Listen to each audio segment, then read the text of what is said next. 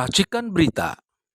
Itu belum pernah terjadi dalam gugatan kali ini, bahwa 01 ada kawannya yang menggugat, yaitu 03. Betul? Betul. Kedua kekuatannya, ada dua mantan ketua KPK.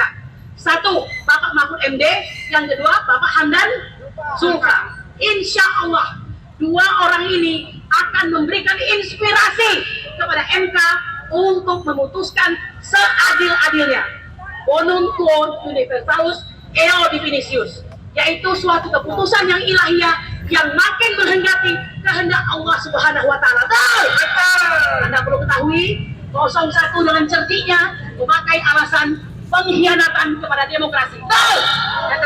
Sesuatu yang harus kita terus lanjutkan, kita kobarkan dan kita sebar ke seluruh rakyat Indonesia, bahwa kejahatan masif yang sedang berlangsung di depan mata dengan tidak mempedulikan suara rakyat, tidak mempedulikan prinsip-prinsip apa yang diatur dalam konstitusi, dalam undang-undang, dan prinsip moral itu tidak dipedulikan oleh rezim oligarki nepotis ini. Sehingga dengan begitu, saya kira demi kehormatan bangsa di antara negara-negara yang ada di dunia, kita harus terus bersuara agar rencana untuk melantik Prabowo Gibran pada Oktober 2024 itu dibatalkan, tidak pernah terjadi. Saya kira itu mungkin yang penting.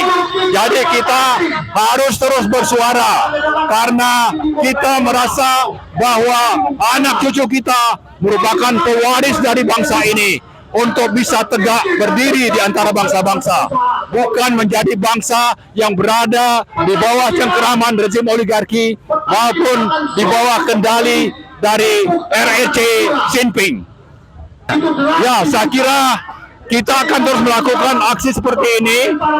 Tanggal 5 April, hari Jumat yang akan datang, kita kembali akan datang untuk mengajak bangsa Indonesia, seluruh rakyat yang peduli dengan nasib bangsa ini ke depan, dengan prinsip-prinsip yang diatur dalam konstitusi dan konsensus nasional, ini bisa tetap kita jaga, kita pelihara, dan kita pertahankan dari upaya yang sedang berlangsung, dari perusakan sistem kita yang sekarang sedang berlangsung dilakukan oleh Jokowi, Prabowo, dan antek-anteknya.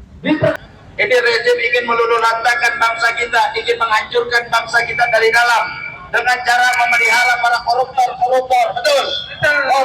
Koruptor dipelihara, para bangsat rakyat dipelihara. Saya sudah sampaikan pada orasi saya, kita sama-sama sudah mendengarkan bahwa Prabowo, walaupun katanya ya mungkin kapasitasnya sebagai Menteri Pertahanan, akan tetapi sayang sekali tidak tampil sebagai Menteri Pertahanan. Kita sebenarnya agak menyayangkan mengapa harus datang ke China ya, yang orang tidak bisa menghindar pemikirannya ini pasti ada sesuatu begitu. Kita mengetahui kita mempunyai kerjasama yang begitu banyak terhadap China ya, proyek-proyek di China ini luar biasa, proyek-proyek di Indonesia ini luar biasa banyak dibiayai oleh China ya kan. Nah, pada akhirnya kita melihat bagaimana gestur tubuh daripada Prabowo ya, gestur tubuh Prabowo di mana dia mengatakan I ever big admiration sehubungan dengan apa history of the RRC, kemudian achievement of the leader of RRC ya, dia menyatakan kekagumannya terhadap history sejarah atau pencapaian-pencapaian yang didapat oleh pihak China. Lalu Prabowo juga menyatakan keinginannya untuk melanjutkan semua legacy Jokowi ya, legacy Jokowi terhadap China, yang berarti Prabowo siap melanjutkan apapun juga kebijakan-kebijakan Jokowi terhadap China.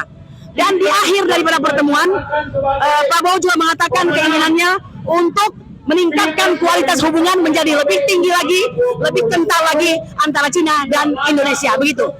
Saya kira ini pertanyaan yang tidak perlu jawab. Semua orang sudah tahu bahwa 10 tahun Jokowi yang kita rasakan adalah kekacauan luar biasa. Orang yang semula tampak sangat sederhana, yang outfitnya saja sangat murah katanya ya, konon katanya sepatunya 100.000, bajunya murah lagi, tapi ternyata itu hanya pencitraan ya. Orang ini mempunyai syahwat yang besar terhadap kekuasaan. Ya, dia tidak cukup menjadi raja Indonesia. Dia ingin jadi raja Jawa ini. Anak-anaknya semua harus berada dalam kekuasaan dan pemerintahan. Ya, Anda sudah lihat sendiri putranya yaitu Gibran Rakabuming Raka yang saat ini adalah wali kota Solo. Kemudian son-in-law atau anak laki-laki menantunya itu adalah wali kota di Sumatera Utara, kan begitu ya. Kemudian tak berapa lama, hanya 2 hari menjabat sebagai anggota PSI, tiba-tiba Kaisang sang bungsu itu menjadi ketua umum. Di mana di muka bumi ini bisa seperti itu kalau bukan di Indonesia dan presidennya Jokowi. Dia mengobok-obok semua tata aturan dan hukum Indonesia.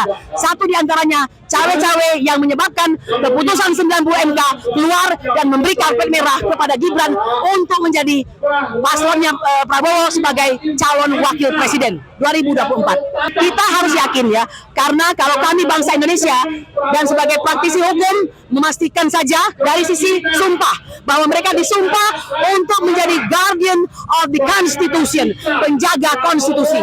Maka dengan demikian tugasnya menjaga konstitusi. Hal-hal yang menyimpang dari konstitusi harus dilibas tanpa melihat siapa orang tersebut, begitu. 2024 tanpa Jokowi ya. Republik Indonesia harus kembali direbut. Kita lawan para oligarki, kita lawan para orang Cina yang selama ini begitu korup dan serakah. Assalamualaikum warahmatullahi wabarakatuh. Saudara yang kami muliakan, kami berharap kita semua rakyat Indonesia tergugah, bangkit ya, terhadap pejuang-pejuang yang sedang sekarang turun walaupun hujan. Kita lihat ratusan orang pakai jas hujan tidak surut untuk mengawal sidang MK. Sidang MK ini masih berjalan 3 kali lagi. Dan kita memberikan dukungan agar ada keberanian dari para hakim itu, juga para lawyer-lawyer yang menolak hasil pemilu curang itu. Oleh karenanya, kita semua harus yakin bahwa bangsa Indonesia, rakyat Indonesia bisa menyelamatkan negeri ini. Bisa melakukan perubahan terhadap orang-orang yang akan menzalimi Indonesia ini. Kita berkali-kali diteror oleh kemenangan palsu. Kecurangan itu bukan terjadi pada saat pasca pemilu. Sebelumnya sudah dilakukan secara kejahatan. Dan pada 1 hari setelah pemilu sudah dideklarasikan seolah menjadi kemenangan. Sampai mengirim-ngirim surat dari Amerika seolah Amerika menerima kemenangan itu. Dan hari ini setelah disampaikan Bang Rizal tadi, dia melawat ke Cina seolah-olah melaporkan bahwa mereka si Bapak Capres ini sudah kemenangan dan ingin menjalin seolah seperti itu. Inilah ya kewibawaan rakyat ini diuji sekarang ini. Apabila kita tidak menyelamatkan pada hari-hari ini, apabila kita tidak turun menolak pada hari-hari ini, maka negeri kita akan hancur dan kita menjadi orang-orang yang tertindas, orang-orang yang menjadi pelayan orang-orang asing di negeri kita sendiri. Oleh karenanya, marilah kita berjuang. Kita harus kuatkan wibawa kita. Kita harus percaya bahwa Allah mempunyai kekuatan yang menjadi Allah itu ada pemilik, pencipta, pelindung manusia dan alam seisinya. Kepadanya kita hanya menyandarkan. Apabila kita hanya menyandarkan kepada pemimpin-pemimpin palsu, pemimpin-pemimpin curang, ya, maka suatu saat Anda akan dilecehkan. Tetapi kalau kita percaya kepada Allah, insya Allah, Allah akan memberikan kemenangan itu. Oleh karenanya, marilah kita bangkitkan. Baik yang di seluruh pelosok, bukan di Jakarta saja. Bila Anda menyempatkan datang pada tanggal 22 April, ya, saat akan adanya pengumuman oleh MK, menolak atau menerima, karena gugatan rakyat itu adalah diskualifikasi Jokowi dan bahkan bapaknya si Gibran sama Prabowo itu harus disingkirkan, jangan diberi kesempatan ya, walaupun mereka membagi-bagikan sesuatu yang luar biasa. Itu adalah uang kita, yang akan disengsarakan nanti adalah rakyat. Apabila rakyat tidak menyempatkan hadir pada tanggal 22, Anda sangat rugi sekali. Ini ada pahala besar, pahala seperti pahlawan menolak penjajahan, baik yang di Sumatera, baik yang di Surabaya. Simpatkanlah ya, akan melakukan halal bihalal ke Jakarta bersama pejuang-pejuang, akan merebut, akan mengusir para penjajah yang ada di dalam negeri ini ya. Marilah kita sambut bersama-sama perjuangan-perjuangan ini, karena hakim bisa saja dia mengharapkan sekali dorongan-dorongan. Kita tahu bahwa dia ada ancaman besar dari rezim ini. Tetapi kalau kita dorong hakim ini untuk menetapkan keputusan dengan kebenaran bahwa Anda bukan saja menjadi penyelamat Mahkamah Konstitusi, tapi penyelamat Indonesia dengan didukung oleh para guru besar, para pejuang, para mahasiswa, para santri, para guru, para buruh, semua merasa tersakiti oleh rezim ini. Tolong sebutkan mana lembaga-lembaga atau petani atau nelayan yang diuntungkan oleh penjahat Presiden Jokowi ini. Oleh karenanya, marilah sekali lagi kita sempatkan 1-2 hari ini adalah hari-hari menentukan. Walaupun ya kita dalam keadaan halal bihalal, ini pertemuan yang akbar.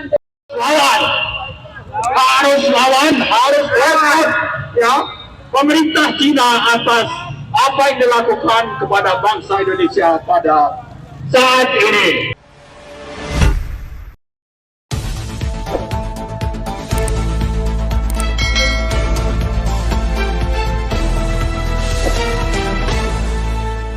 Racikan Berita